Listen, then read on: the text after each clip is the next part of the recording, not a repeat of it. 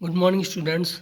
Today I am going to explain the next topic of the chapter 13 compound interest, and the today's topic is depreciation. Before starting the topic, we need to know about the depreciation. What is depreciation? The value, we can say P, of any assets reduces over a period of time due to usage and wear and tear. For example, the value of a computer or a machinery reduces with time. The price it fetches after a few years of use will be far less than what it is when it is new. The relative decrease in assets value over a period of time is called depreciation. The depreciation per unit of time is called the rate of depreciation. तो बच्चों सबसे पहले हमको पता होना चाहिए depreciation होता क्या है. फॉर एग्जांपल कुछ एसेट्स ऐसे होते हैं जिनकी वैल्यू जो स्टार्टिंग में रहती है वो कुछ टाइम पीरियड के बाद कम हो जाती है, घट जाती है. ठीक है. फॉर एग्जांपल अगर हम कोई भी एक बाइक खरीदते हैं तो बाइक सपोज आज हम 50,000 की खरीद रहे हैं तो 1 ईयर के बाद वो टाइम के अकॉर्डिंग, यूज के अकॉर्डिंग उसकी वैल्यू में डेप्रिसिएशन हो जाता है, यानी उसकी वैल्यू में कमी जाती है पर यूनिट टाइम के साथ साथ. जैसे जैसे टाइम बढ़ता जाएगा उस बाइक की जो कॉस्ट थी वो डाउन होती, वैल्यू जो है वो डाउन होती जाएगी, कम होती चली जाएगी. ठीक है. इसी को बोला जाता है डेप्रिसिएशन. और ये डेप्रिसिएशन पर यूनिट टाइम जो होता है इसी को बोलते हैं रेट ऑफ डेप्रिसिएशन. तो यहाँ भी दो केस हैं. इन फर्स्ट केस अगर हमको क्वेश्चन में पी यानी एसेट्स वैल्यू गिवन है और R% means rate of depreciation पता है और हमको नंबर ऑफ ईयर्स यानी टाइम पीरियड जो है हमारे वो पता है, तो हम डेप्रिशिएटेड वैल्यू निकाल सकते हैं over a fix time period. Then depreciated assets value after n year by using the we can calculate by using the formula P in bracket 1 minus R upon 100 power n. And in the second case, if R1%, R2%, R3% up to dash dash Rn% are the rates of depreciation in the first year, second year, third year up to dash dash nth year respectively, then the depreciated assets value after n year by calculating the formula by using the formula P in bracket 1 minus R1 upon 100, 1 minus R2 upon 100 up to dash dash 1 minus Rn upon 100.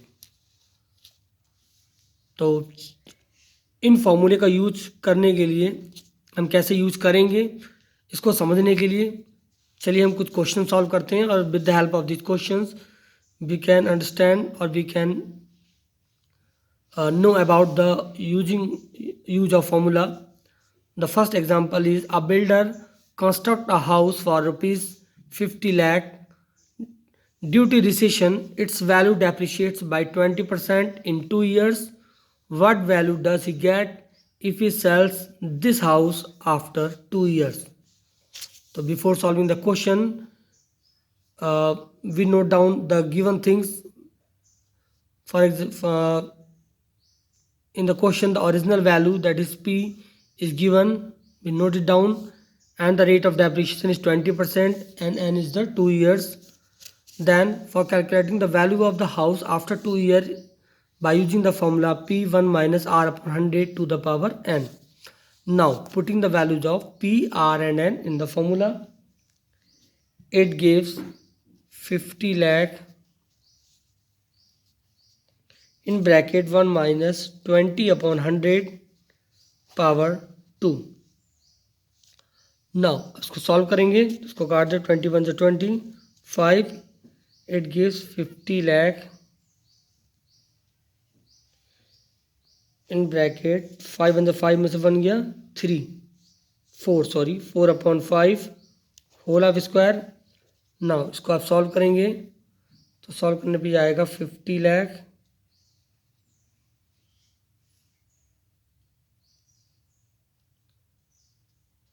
Into 4/5 into 4/5. Now इसको solve कर लेंगे तो solve करने का जो हमारा final answer आएगा वो आएगा 32 lakh 32,000 0.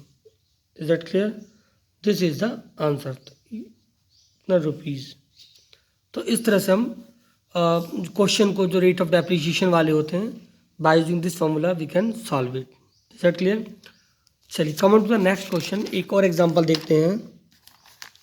The next example is a new computer cost ₹80,000 due to advancement in technology. Its value depreciates every year if